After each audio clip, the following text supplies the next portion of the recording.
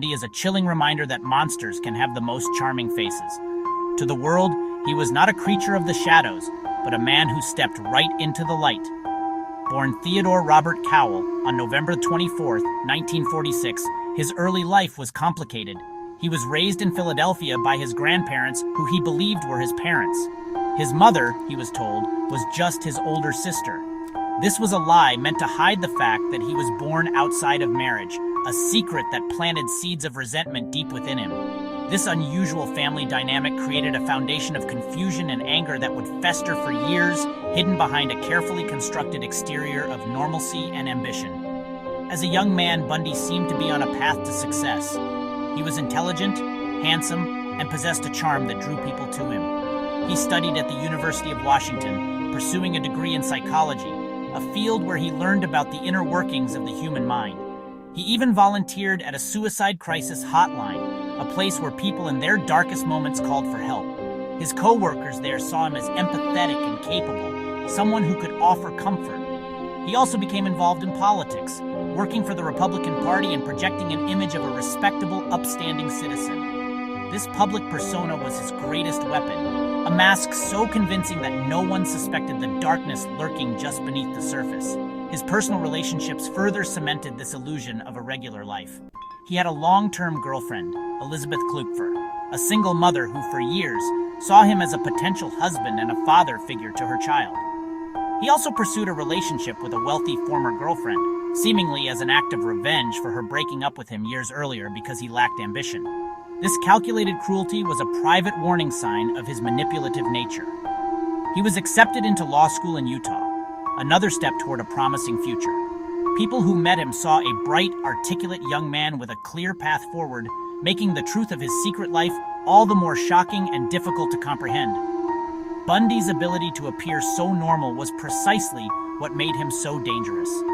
He wasn't a recluse who hid from society, he was an active participant in it. He knew how to say the right things, how to smile in a way that put people at ease, and how to use his good looks to his advantage.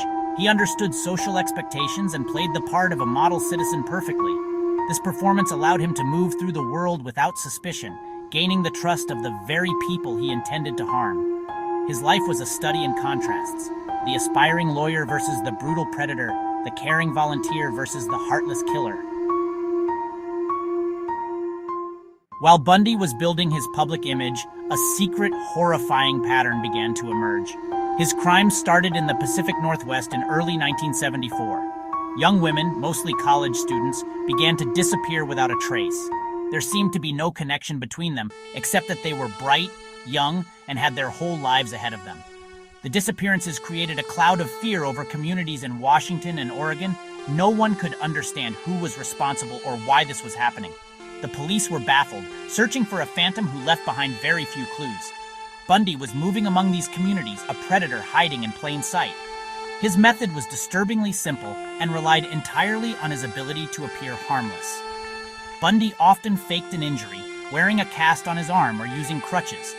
He would approach young women in public places, college campuses, shopping malls, even a busy state park, and ask for help carrying books or loading something into his car, a tan Volkswagen Beetle.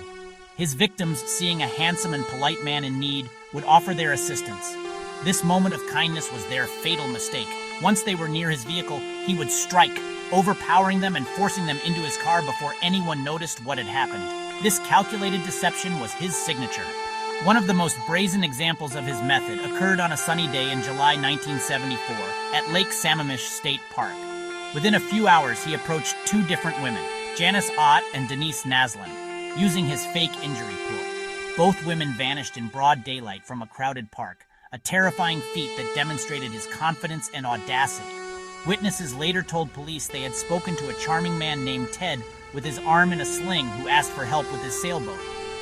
These accounts provided the first real description of the suspect, yet he remained a ghost, moving on before law enforcement could close in on him. After enrolling in law school in Utah in late 1974, the disappearances followed him. The pattern of missing young women started all over again in a new state, spreading terror through Salt Lake City and the surrounding areas. He even expanded his hunting grounds into Colorado and Idaho. In each new place, the story was the same. a young woman would vanish, leaving behind a terrified community and baffled investigators. Bundy's ability to move from state to state and continue his spree made him incredibly difficult to track. He was a chameleon, blending into new environments while continuing his horrifying secret work without interruption. The first cracks in Bundy's facade appeared in August 1975. A Utah Highway Patrol officer pulled him over for driving erratically late at night. A search of his Volkswagen Beetle revealed a ski mask, a crowbar, an ice pick, and handcuffs. A collection of items that could not be easily explained. Around the same time, his girlfriend Elizabeth contacted the police. She had seen a police sketch of the Ted suspect from the Lake Sammamish disappearances and recognized both the description and the car. Though her tip was initially overlooked, these two events began to connect the dots. Bundy was eventually arrested after a survivor of an attempted kidnapping, Carol Duranch, identified him in a police lineup. His time in custody was marked by a stunning arrogance and two daring escapes. In 1977, while in Colorado awaiting trial for murder, Bundy decided to act as his own lawyer. This gave him access to the courthouse's law library, which was not heavily guarded. During a recess, he simply jumped out of a second-story window and ran for the mountains. He was captured 6 days later, but his escape was a national story. Undeterred, he began planning his next breakout. On December 30th, 1977, he escaped again, this time from his jail cell, by sawing a hole in the ceiling. He slipped out of the jail dressed as a guard and vanished, leaving authorities stunned by his cleverness. Fleeing to Florida, Bundy embarked on his most brutal and infamous crime spree. In January 1978, he broke into the Chi Omega sorority house at Florida State University. In a swift, violent rampage, he attacked 4 women as they slept, killing 2 of them. A few weeks later, he abducted and murdered his youngest victim, 12-year-old Kimberly Leach. His reign of terror finally ended on February 15, 1978, when a police officer in Pensacola, Florida noticed him driving a stolen car and arrested him. The charming law student was now unmasked as a wanted fugitive and a multiple murderer, and his days of freedom were over for good. During his 1979 trial in Miami, the entire nation watched. It was one of the first trials to be televised from start to finish, and Bundy played to the cameras. He was smug, confident, and charismatic, often smiling and joking with his lawyers. He chose to represent himself again, cross-examining witnesses and arguing with the judge, seemingly enjoying the spotlight. Many people watching at home were captivated by his performance, struggling to believe that this intelligent, handsome man could be responsible for such heinous crimes. But the evidence, including a bite mark left on one of the sorority victims that matched Bundy's teeth, was undeniable. The jury saw past the charm and found him guilty.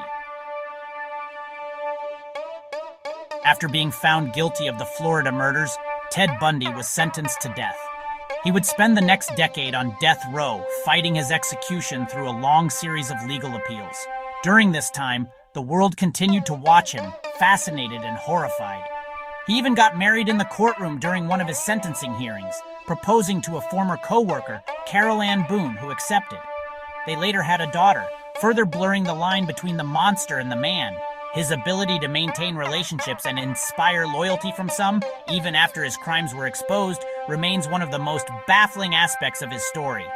As his execution date drew near, Bundy's confident demeanor finally cracked. In a last-ditch effort to save his own life, he began to confess.